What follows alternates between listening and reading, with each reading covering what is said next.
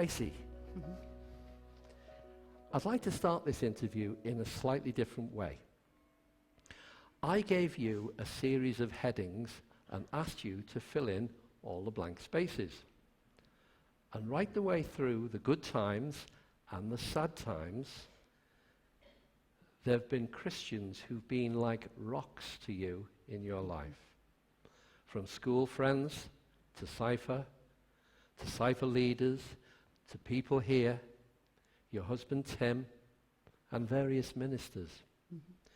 So before we unpack all the details, do you believe that God has his hand on all our lives? And as a pastoral worker, do you feel we should be telling people that? I'm going to go backwards with your question. Yes, as a pastoral worker, Ruth and I and many others from this church get to go out and meet some incredible people, many of whom have got a lot of years and a lot of faith behind them. But they may have come to a time in their life when it's very different. They can't do as much as they did before. Or there's been a life change that has made things very different for them. And it's really important, I think, to go and listen to their stories, listen to their struggles, and to really affirm their years of faith and encourage them where they're at now and encourage them that God still has a purpose for them. Does God have his hand on all our lives? I remember that bit as well. The life I know best is mine. So yes, certainly looking at my own life, I can really say I believe that. Looking back, I can think of a few times when I appeared to be going in one direction and maybe a phone call or a conversation with somebody changed things quite dramatically. And when you look back sometime later, you think, how on earth did that happen? So at one stage, at the age of 11, I was due to go to one high school. A phone call changed that, and I went to another one where I met the friends who invited me here. Similarly, can you believe it, but I was due to go many years ago, when I was a little bit older than my daughters now, to do a maths degree in Newcastle. Tim couldn't believe that, he'd forgotten that. But I walked home one day from school with somebody from the boys' school around the corner, and I only walked home with that person once in 7 years. And he said to me, do you really want to do a maths degree? I didn't really. And he gave me the courage to change my mind. And looking back, again, I then went off to Homerton, where I met people who influenced my life and encouraged my faith. You were the eldest of 3 children. Your sister was born when you were 2, and your brother shortly before your 5th birthday. Can you tell me about any memories you have of that time? The great thing about being the eldest is that I remember them as babies. They didn't know me as a baby, but I knew them. I remember my sister coming home from hospital in a lorry. I don't think it was a lorry, but with my limited experience at the time, I thought the ambulance outside was a lorry. I remember jumping up and down with excitement and saying her name. And that was really significant because my parents, who are here tonight, had one name ready when each of us was born, and that was Michael. So it didn't suit me. No. They managed to scramble around for a girl's name for me, I think. And when Julie came along, I saved the day because I hadn't been well before she was born, and I used to listen to the Sound of Music when I was lying on the settee. So I really wanted her to be called Julie Andrews, but they chose Julie. It was a bit different when my brother was born. He was born at home. I remember things being different the evening he was born, and my sister and I were put to bed in my parents' bed. My brother was born in the room that we shared. And I woke up the next morning. I remember my dad coming in to see me, I remember sliding out of the bed, and I don't remember anything after that. I've talked with my sister this week. She has a much more vivid memory of that time. And the reason I don't remember it is I think I blocked it out because something was really wrong. We had a lovely new baby in the house. They got Michael.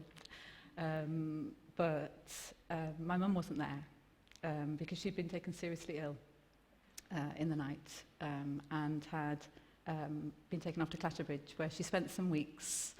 I don't have lots of memories of that time, little snapshots, really.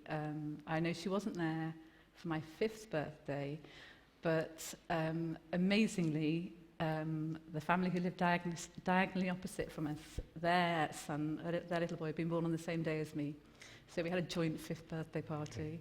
I remember neighbours, family, being there at different times and helping out. And the road we lived in was called Sherry Lane. Sheila and Richie Morris are still there. It's a road that had a lovely community feel to it when I was growing up, and people helped each other a lot. I haven't quite finished. I know you want me to stop, but I have got a teeny bit more to say, and that is that 6 months down the line, I have another memory, and that's of my mum picking me up from school. My brother was in the pram, my sister was sitting on the pram, and we walked all the way from my school, which was in the heart of the Woodchurch estate, best school ever, and we walked to the convalescent home in Arrow Park, because when Mike was born, Mum was terribly ill. Within 6 months, my dad was very ill. And I began to realise, as I grew up, how blessed I was to have both my parents come through that, and to be brought up in such a loving home. That's incredible. It's incredible that they're here tonight, I think, depending on what they say afterwards. I didn't mention before, and people here may not realise, both your daughters were playing and singing tonight in the music. That's lovely. Great. School years were good. Arrow Hill Primary School, then Birkenhead High School, where you met up with a group of girls from Overchurch School, who invited you at the age of 12 to come to St Mary's. You didn't rate the idea very much, and you held out for 3 years. Then, at the age of 15, you came to St Mary's with your friends. What do you remember about this place then? Well, it was very different. First of all, if any of those girls are here tonight, thank you for being persistent and for keeping on asking me. Who was the vicar here then? It was Roy Barker, the end of Roy Barker, at the end of his time here. Yes, it was an amazing time. It was a busy time here. Lots going on, lots of young people. But looking back, it was a different world as well, because Sundays were very, very different. And I must admit, at my great age, I do miss Sundays being different for all of us.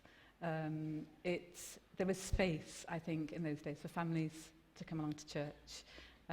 More space, perhaps, than there is now. And there was lots going on. There were lots of families here.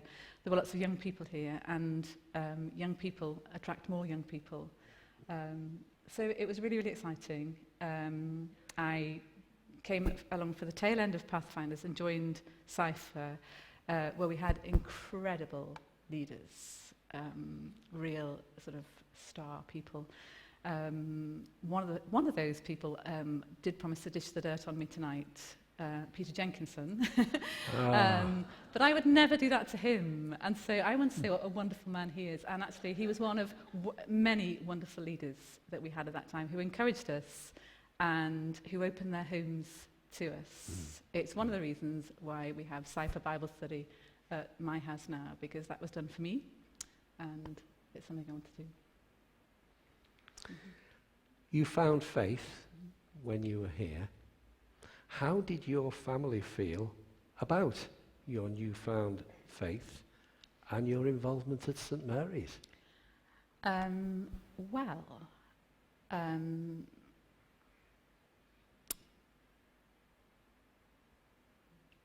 I've paused for a reason. David's going to really regret this. But the next bit that we were going to talk about, I need to talk about first. So do you mind if I do that? No, go Is that ahead. all right? So the next question is something to do with becoming a Christian, isn't it? And so what I need to say, really, before I lead on to that, is that my first steps of faith came at the age of my first step. It was a small step. It came at the age of 7, when I was actually on my own.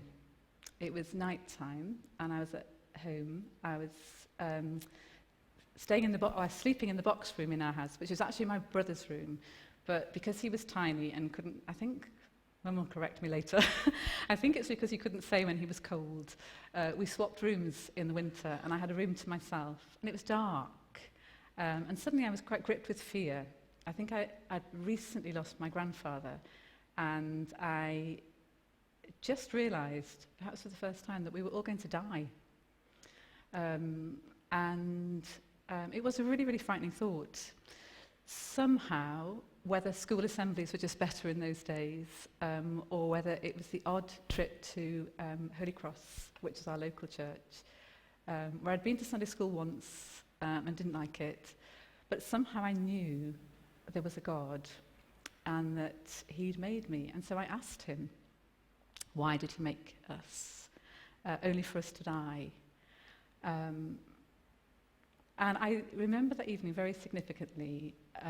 I remember God just reassuring me. I went to bed afraid, but I went to sleep reassured that death wasn't the end, and that there was a future for me and those people I love with God. From that, or after that, I went along to Holy Cross for a little while with my father, my dad, who's out there. I think he enjoyed his break on a Sunday morning because there were 3 of us at home by then and it was quite rowdy. And he went to the local church, but I decided I was going to go and keep him company. I didn't want to go to the Sunday school. I went and sat with him. I think I did really just to spend time with my dad. I don't think I listened a great deal. But then at 15, when these persistent friends finally persuaded me to give in and come along, it was like coming home when I came here, and I met a lot of people who had, I could see they had a backstory, and part of that backstory was their faith in Jesus. Because of the evening at the age of 7, it wasn't all new to me. God didn't feel new. It just felt like this is where I was supposed to come and this is where I was supposed to find out more. I joined confirmation class, and we were given a book for your confirmation. We were given a leaflet called Journey into Life as well, and I read those over and over again. I think I studied for my confirmation more than I studied for my degree. But it was a really good course. There were great people around at that time to encourage us, and I just wanted to say my yes to Jesus, really. I wanted to pray the prayer. They encouraged us to pray, to invite him into my life. And that's why I had to say all of that before I wanted to say what the family felt. The family were I brilliant. have to apologise. Looking at you, looking at my watch, looking at the questions, I skipped one by mistake. But you did spot my deliberate mistake. Don't worry. The family were great. They really, really encouraged my involvement here. I do remember, I was a bit awful though, David, because I was a bit overzealous. And the church I'd found, the people I'd found, the faith I'd found was better than anything anybody else had ever found. And I really needed to tell my parents that.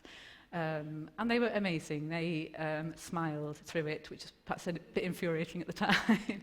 But they always encouraged me. to come along here. Yeah.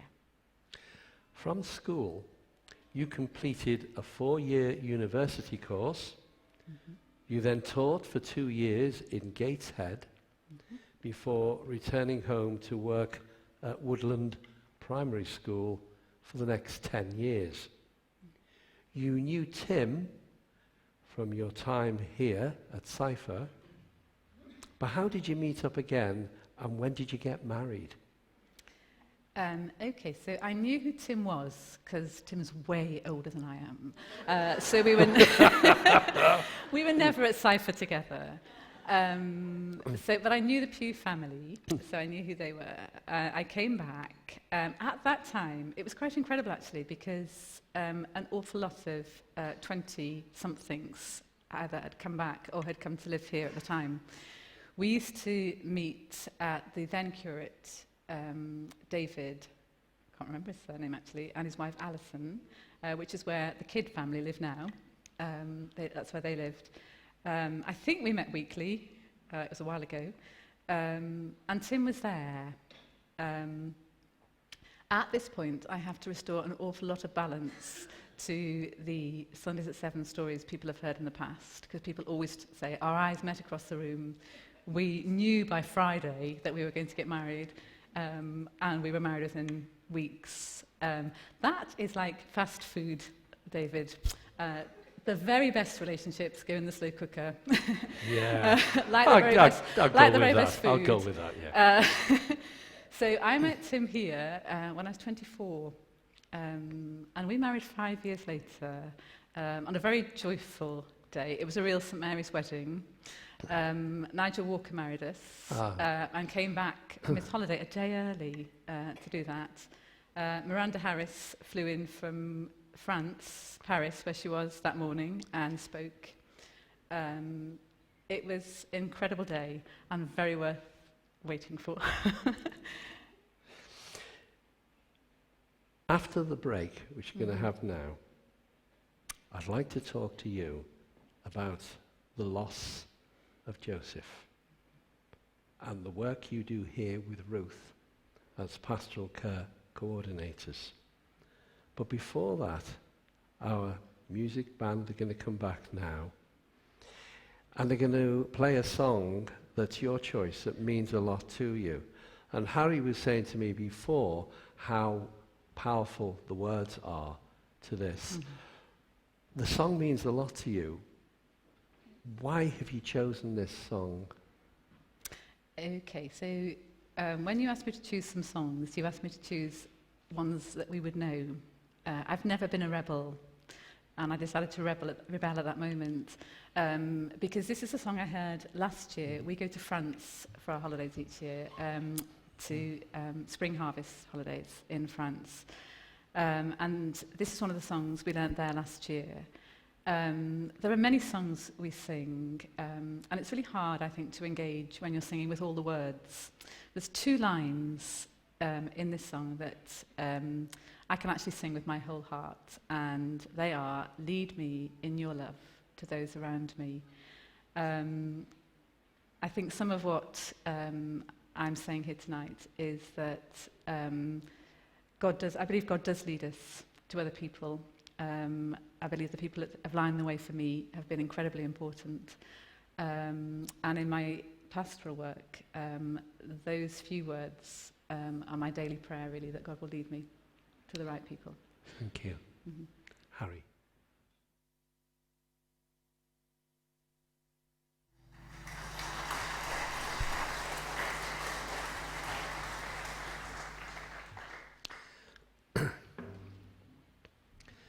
Tracy, this is what you wrote about the events leading to Joseph's birth. Getting married, you plan and have hopes for the family that will follow. Tim and I are both quite laid back, and were not too bothered when a family didn't come along as early as we would have liked. Things became more difficult as time went on, but we had a good GP who referred us to the fertility department at Arrow Park. The consultant and the nurse were both committed Christians and open about their faith. I became pregnant with our first child, and early on things didn't go too well, but seemed fine as time went on. Tracy, can you pick up the story from there? Yes. What I was chatting to Beth Gardner in the week, and I promised her that I didn't promise her actually, but I did ask her if she minded if I used a quote from her Sundays at 7, which was about God being in the detail of her life. And I think God was really in the detail in the people he put there for me at Arrow Park. The early part of that pregnancy was difficult. I suffer in pregnancy with something I can hardly pronounce, but I'll try, which is hyperemesis gravidarum or gravidarum, which simply, in my explanation, means you can't stop being sick.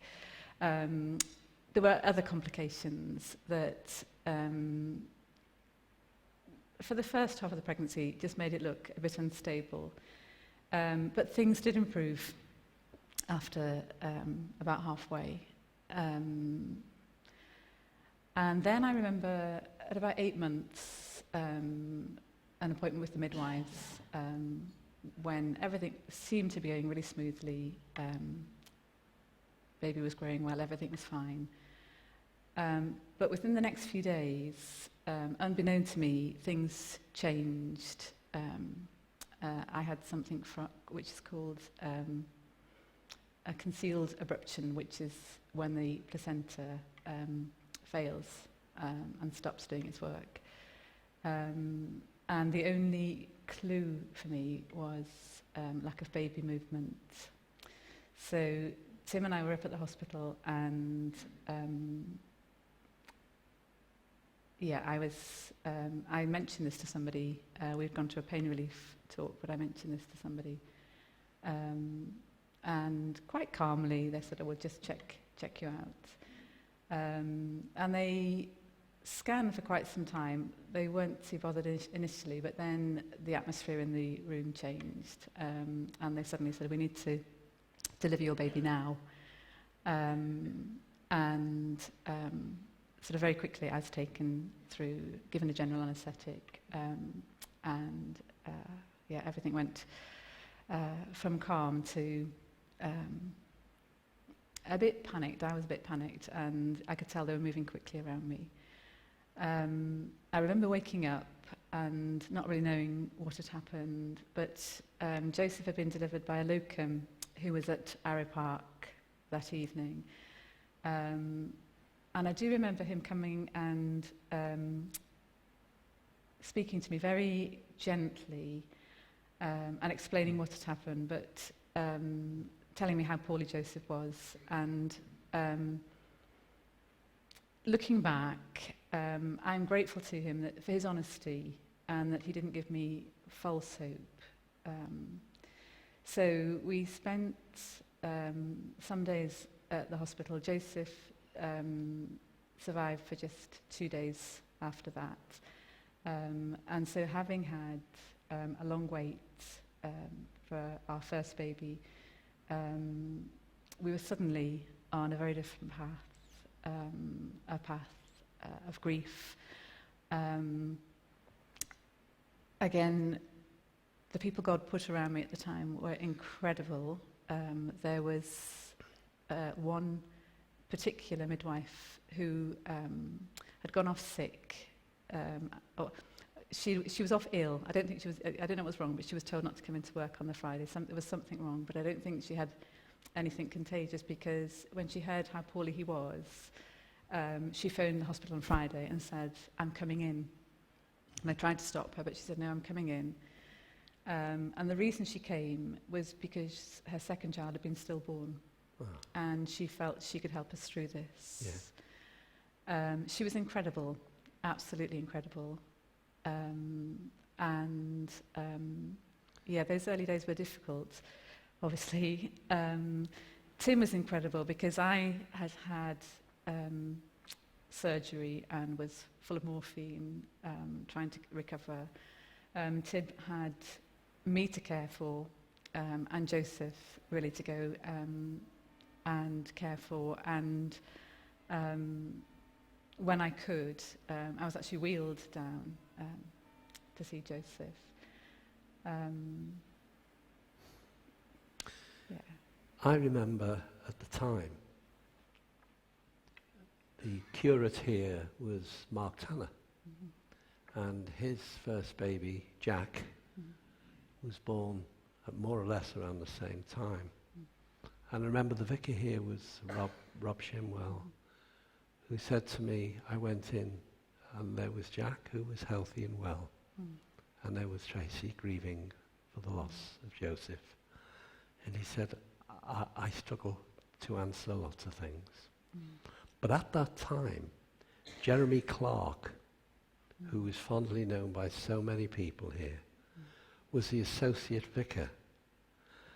How did he support you, and how did others support you through that terrible time? Jeremy was incredible. He and Catherine came out in the early hours of the morning, leaving their 5 children, very small children, with the wonderful Rita Woods.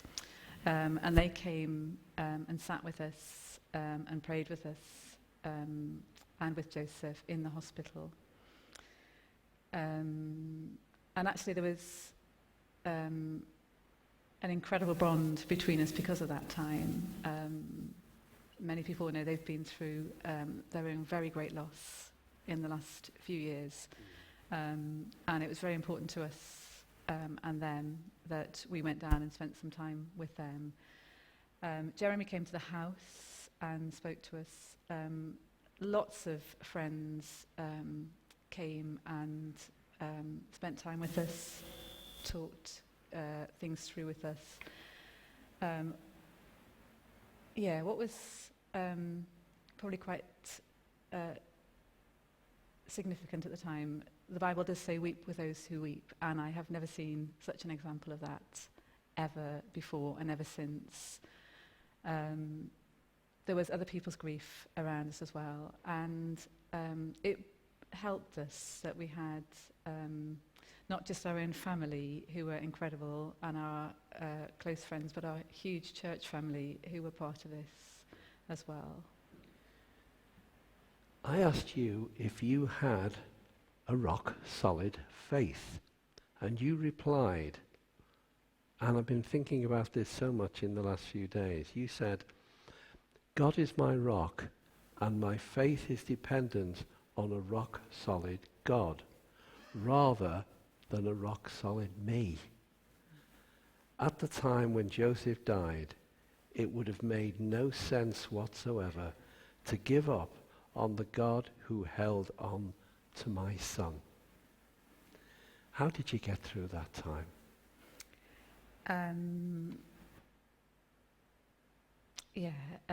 Lots of things that lots of people played a part. As I've already mentioned, people wrote to us.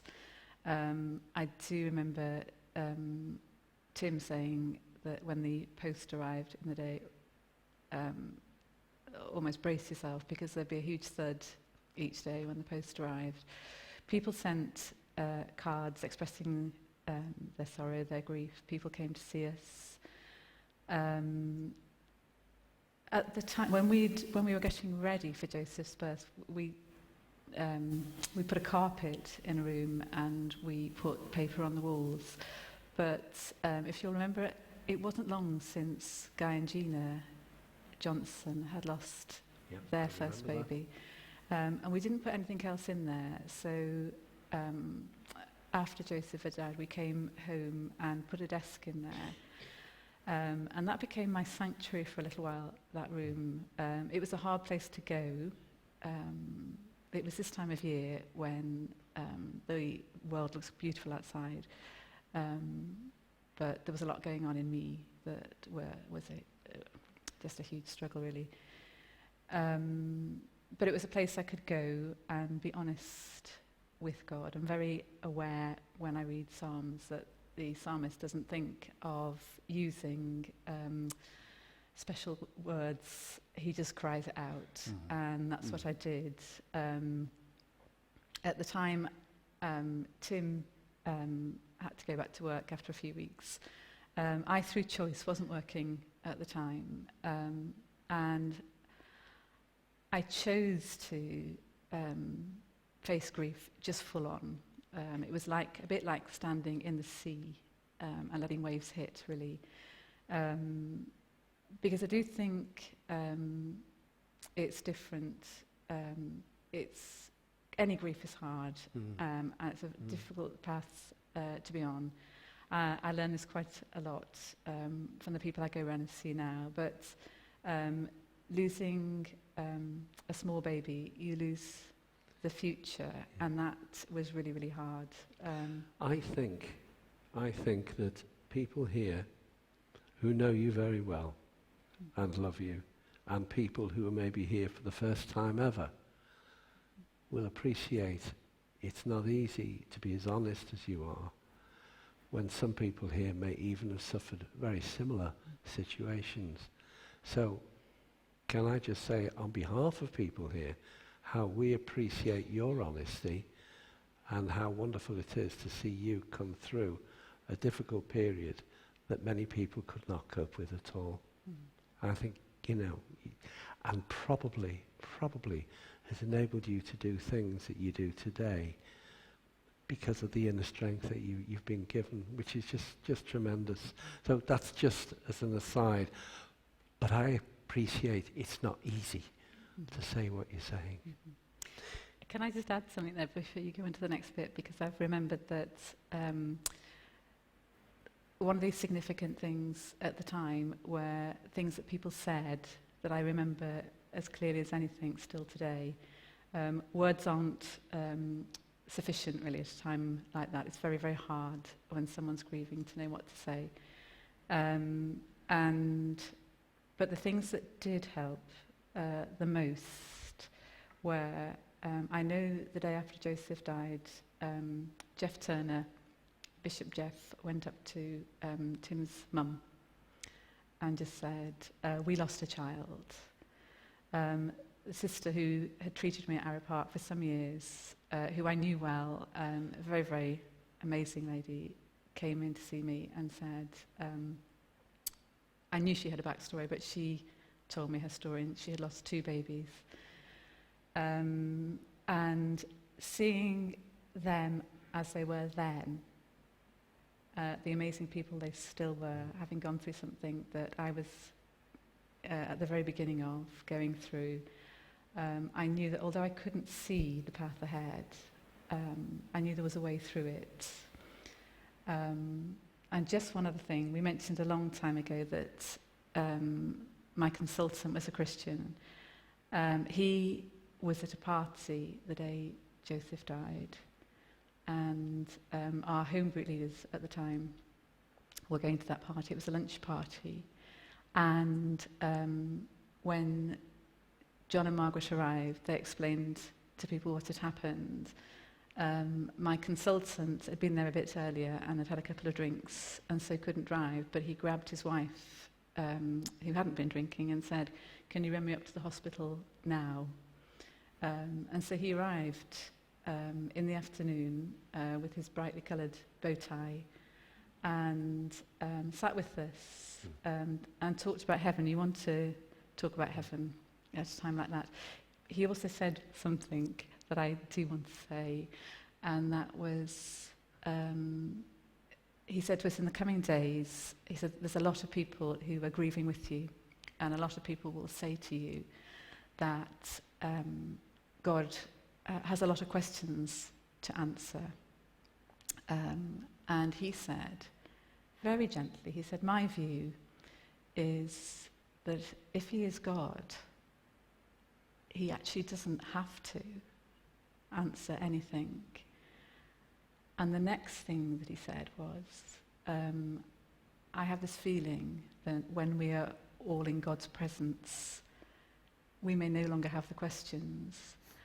That was the most helpful thing out of anything that was said to me, because it freed me from a life of carrying around unanswered questions.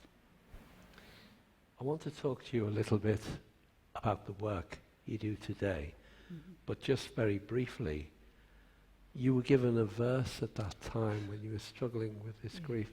Can you share the verse with us? Yeah, it's when you said very briefly, I was a bit worried because it's quite a verse. A friend of mine sent me a card, and in the card she had written a very, very familiar verse to me. It was Jeremiah 29:11. I know the plans I have for you, declares the Lord, plans to prosper you and not to harm you, plans to give you hope and a future. I knew that verse so well. But verses like that were a bit tricky at that time. There is always hope, and I can always hold on to hope. But I remember thinking, yeah, I know that verse, and didn't think much of it. I was sitting in the room that I told you about at the desk, and a very strong voice within was compelling me to open the Bible and read the verse. And I sort of didn't know why, but I opened it, read it, closed the Bible very quickly.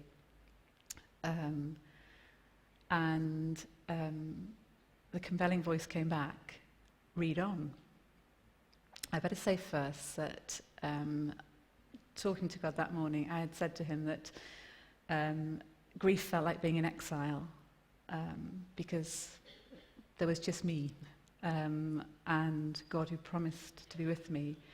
There was Tim grieving at the same time, and we could offer each other a lot of support, but you grieve differently. He'd had to go back to work and had to get back used to doing things again that I didn't have to do. And so I'd said to God that it was like being in exile. The voice said, read on. And I need to read on. Sorry, this is not what I read before. Yeah, it was on a different page in the Bible I had. So we had, for I know the plans I have for you. The next verse was, then you will call on me and come and pray to me, and I will listen to you. And I closed the Bible. The voice again said, read on. You will seek me and find me when you seek me with all your heart. I closed again. But the last time, the voice within said, read on. And the verse said, I will be found by you, declares the Lord, and will bring you back from captivity. I will gather you from all the nations and places where I have banished you, declares the Lord, and will bring you back to the place from which I carried you into exile. And I found that very comforting that day. I did say to God, I thought about the place where I'd been carried into exile, which was really Arrow Park. And I did wonder that day if that's where God was promising to take me back with another baby and that things would work out differently. I took the thought away. That was my verse. Family situation didn't stay at that. Mm-hmm. Tell me about your two girls today. Mm-hmm. Okay, quick fast forward. It was 18 months after Joseph was born that I found out I was pregnant again. Went for an early scan, and I just love the fact that we have a group here called Dots to Tots, because anybody who's had an early scan will have seen their baby as a dot, just a full stop. And I remember being there and feeling ghastly, actually, because the hyperemesis had kicked in again. And the sister, same lady, same wonderful lady, scanning me. And I could see this full stop. I knew. And I knew because of how I felt there was a baby. But she didn't say anything for a while. And in the end, to break the silence, I said, is that it? And she said, yes. And then she paused and she said, there are 2 of them. And both Tim and I went, oh, right, and said nothing else. She said, I thought I had seen every reaction there could possibly be to being told you're having twins, but I've not had that reaction before. So fast forward again to around about 8 months. I don't have 9-month pregnancies, so around about 8 months, and I'm sitting waiting for to go into the room and have my children delivered. And there with me is the same wonderful consultant, not in the bow tie. He had one of these fetching jiffy things they wear on their head and some white wellies. And I suddenly remembered that was the bit I was promised, that I was back in that place. Everything went quite smoothly, and in no time at all, we were in recovery with our 2 little girls. Fast forward almost, but not quite, 17 years, and here we are now. And I have something to say here, David, which is just between you and I.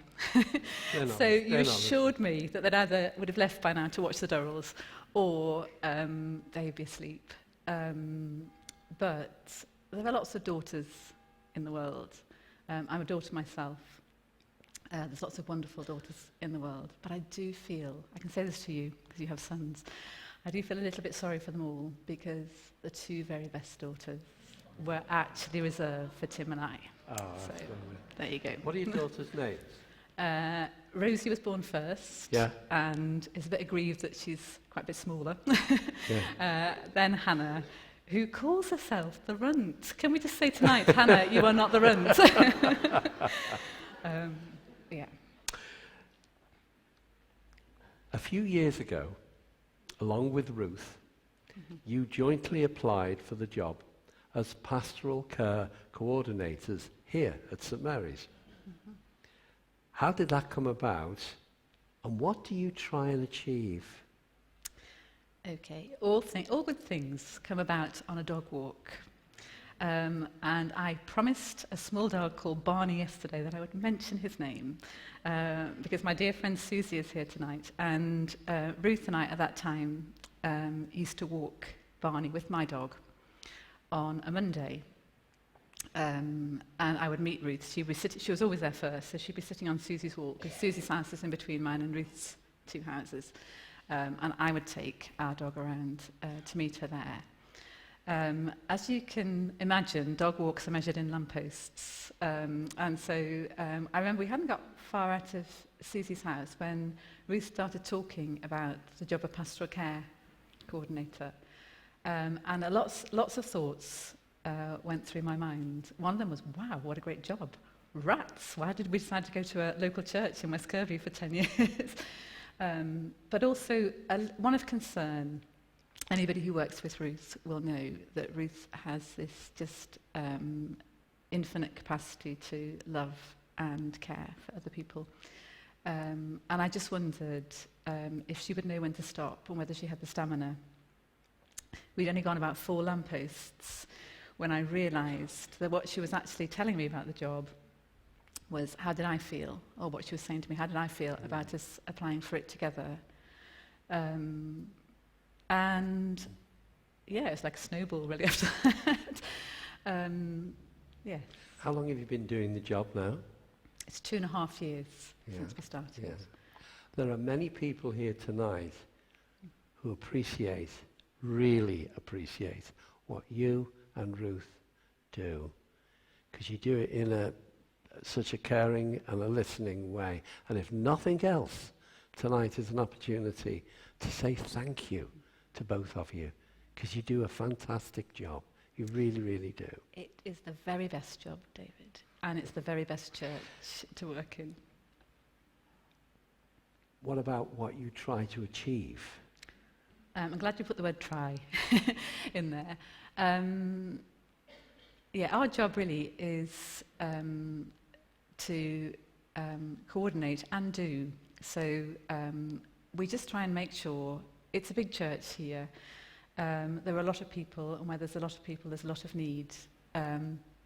We try to make sure that people have someone, know they have someone who will walk beside them or sit beside them, listen to them, and try and help them, hold their hand, and help them through struggles, really.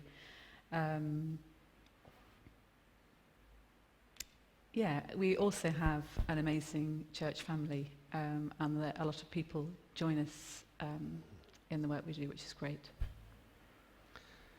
Can we finally maybe talk a little bit about prayer? Mm-hmm. What are your personal expectations from prayer? Because when you go and visit people, they must be in situations where they sometimes desperately need somebody to listen. Mm-hmm. And I'm sure very often you end up praying for those people when you go and visit them, if not afterwards. What are your expectations from prayer? The older I get, the more I realise that prayer is so much more about God than it is about me. My favourite prayer from the Bible is, there's a man called Jehoshaphat praying, and he prays, "We do not know what to do, but our eyes are fixed on you." That's a prayer I often pray, and I often pray it when I'm outside people's houses waiting to go in, because we don't know quite what that day will bring and what people's needs will be. It's a prayer I pray in my own daily life, and sometimes for our family's needs. And I know that in effect, I feel that when I hand it over to God and sort of say, I don't know, they are perhaps my best prayers, because I know that then God can do and does do more than I could have ever imagined. Is there any particular thing that you would value prayer for tonight as we close? I knew this question was coming, and I decided to keep it simple. And so, two things. Just a thank you for tonight, really. I know that I've talked about people lining the way for me in my life, and I know a lot of those people are in here tonight. So I want to say thank you to God for each one of those people. And secondly, the little bit in the song that Harry sang for us, lead me in your love to those around me. That's an important prayer for myself, but I think it's also an important prayer for our church, that we ask God to give us greater capacity to show love and his love and care to others. Tracy, it's been lovely to talk to you.